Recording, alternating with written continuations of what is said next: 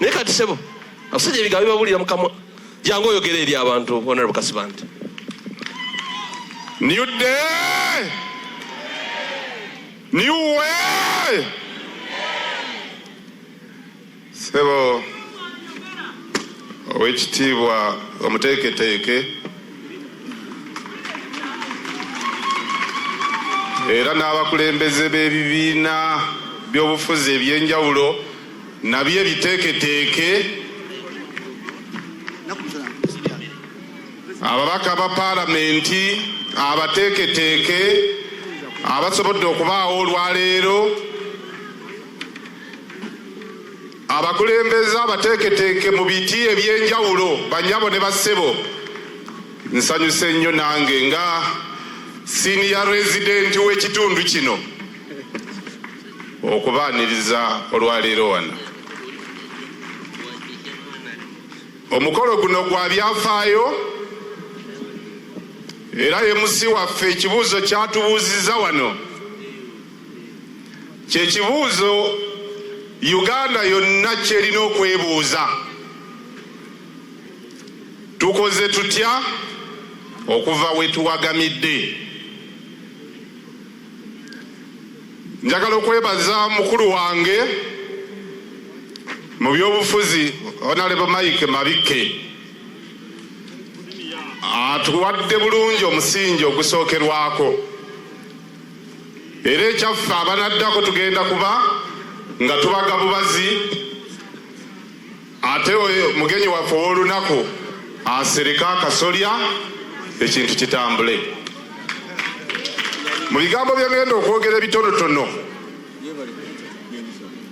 abatayagala mazima bajja kwongera okunkyawa,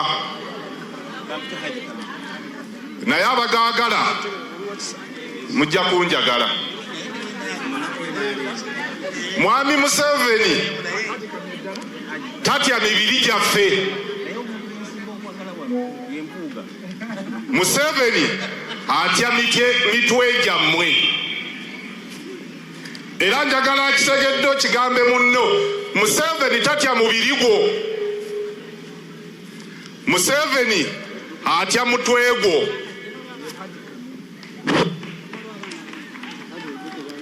Era akulonda okuwedde kwamusanyusa nnyo,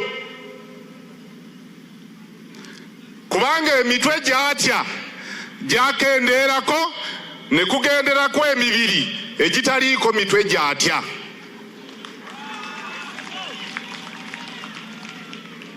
Ekyo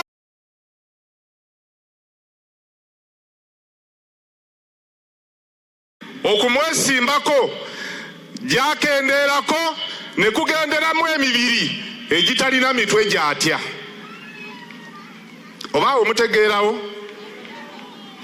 Museveni ffenna baatya atutyako mitwe si mibiri gyaffe. Talina kifo ky'atayagala kibeeremu muntu nga constituency yagitondawo, naye alina emitwe gy'atayagala gibeeremu okumutawaanya. N'olwaleero emitwe egimutawaanya nga giri mu bifo yagitaddeko dda abagimuvumira afune emibiri nga si mitwe. Abantu nga bano aboogera mu paalamenti bafunye abavumi nga basasulwa ssente, baveewo ebifo bye batuddemu mugenderemu emibiri nga mwana wattu emitwe ginyumirako bunyumizi ku mibiri, naye ng'emitwe temuliimu kitiisa, alina kutya.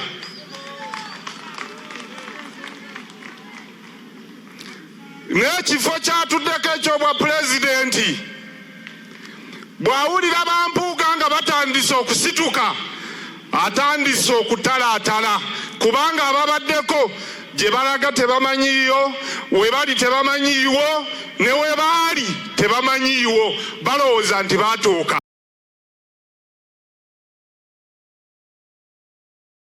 Tufune abakulembeze abatukulembera mu lutalo nga bamanyi batukulembera mu lutalo, so si abali comfortable mu kutukulemberera awo. Kyemuva mulaba nti omuntu bw'agenda mu palamenti n'aleeta enkyukakyuka eziyinza tusobozesa omusajja okumumegga, abeefuula nti bavuganya gwe twagala okumegga be basooka okumutema enteega. Bali comfortable ne we bali. Actually n'okuga nti bali comfortable mbamba taddeko emitwe ne we bali tebategeerawo. Omuntu yayita pulezidenti wa ggwanga nga teyalayira n'asigala ng'anyumira mu ekyo. Tulina okuva mu bibuuzo ebitufuula comfortable nga tuli ku lutalo olufiiramu bannaffe. Bw'oba oli pulezidenti w'ensi, lwaki tota pulezidenti be yasiba?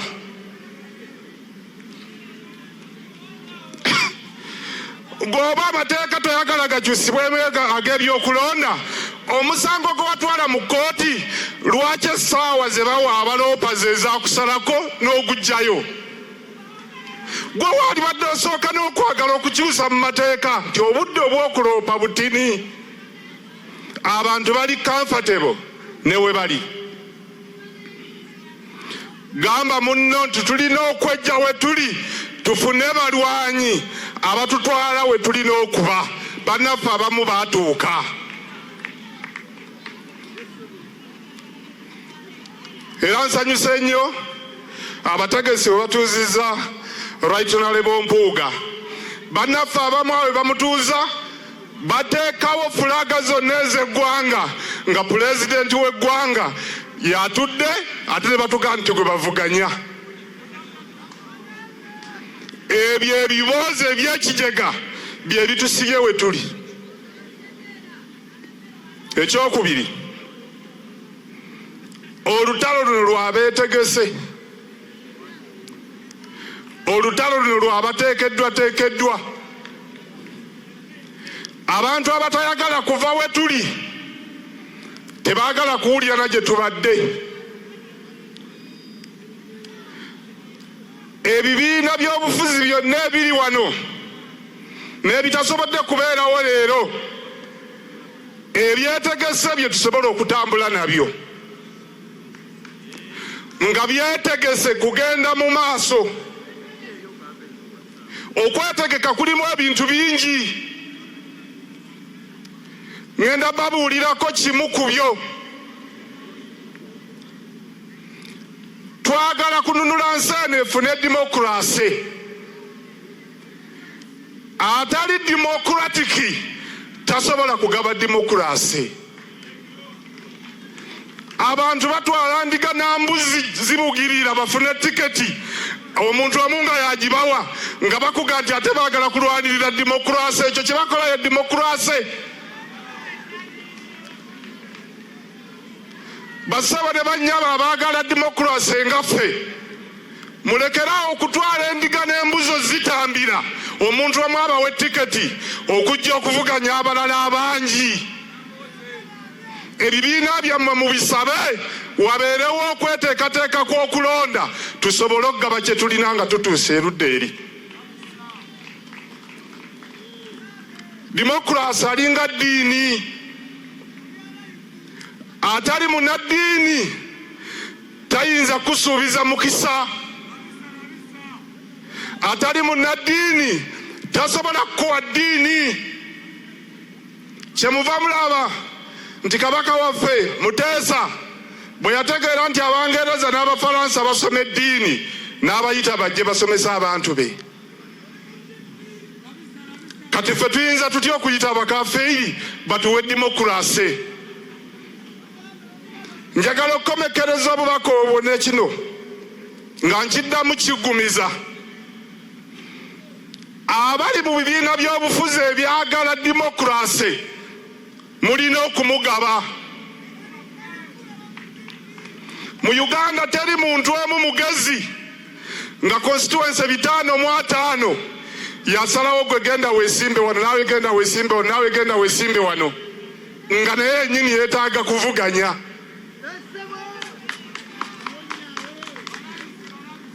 Ensi bwe tunaagikwasa abantu abatya okubaganya ebirowoozo nabo, ekiddamu tewajja kuddamu kubeerawo okulonda. ayagala okwesimbawo wonna ng'oyagala okwesimbirawo mu tiketi y'ekibiina kyo olina kgenda mu constituency eyo n'olaba structures ezirondeddwa democratically n'otandika ozivuganyaamu ze zirina okugaba tiketi.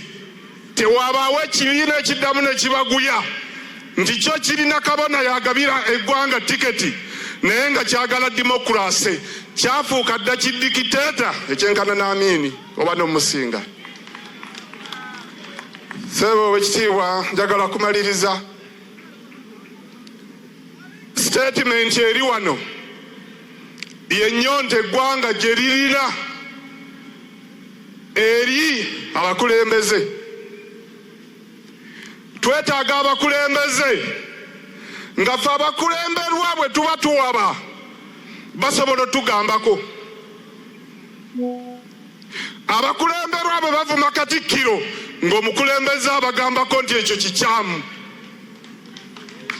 Abakulembeze bwe bavuma Nnaabagereka ng'agamba nti abakulembere abagambako nti ekyo kikyamu. Tuli ku bukulembeze obwagala n'okukkakkanya Kabaka nga nabo bugamba bulina bwe bukulembera. Njagala okumaliriza nga neesigama ku maanyi gammwe okuwera nti olutalo wano lutandise butandisi era n'emmundu ezimu tuzireseeyo ennene n'okusinga ze tuzze nazo naye ate bwe tunaazireeta oluvannyuma lw'okukakasa kino kye mukoze mu statement eno buli yekiise mu kkubo bwe tulina okuyita ajja kwewogoma tuyitewo. Ku lwa Katonda n'ensi yange mwebale nnyo mwebalire ddala. Ekyo kye kiyita